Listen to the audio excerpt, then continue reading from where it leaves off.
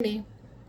ఈ మధ్యకాలంలో కానీ అంతకుముందు కానీ చెప్పుడు మాటలు వినటం వల్ల సంసారాలు నాశనం అయిపోయాయి. చెప్పుడు మాటలు వినటం వల్ల బంధుత్వాలు పోయినాయి.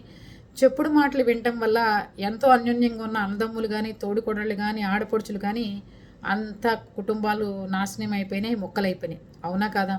అలాగే ఒకళ్ళు చెప్పారు కదా అని చెప్పి గుడ్డిగా పోయి చెప్పుడు మాటలు వినటం వల్ల ఈరోజు ఎన్ని తిప్పలు వస్తున్నాయో కుటుంబాల్లో మనందరం చూస్తున్నాం.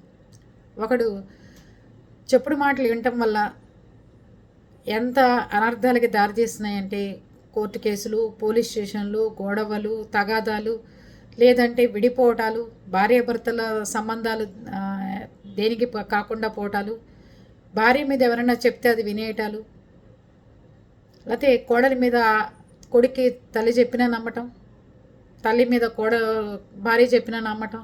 ఈ చెప్పుడు మాటలు వినటం వల్లే సమాజంలో ఎన్నో అనర్థాలు, ఎన్నో ఇట్లాంటి సంఘటనలు జరగడం మనం అందరం చూస్తున్నాం.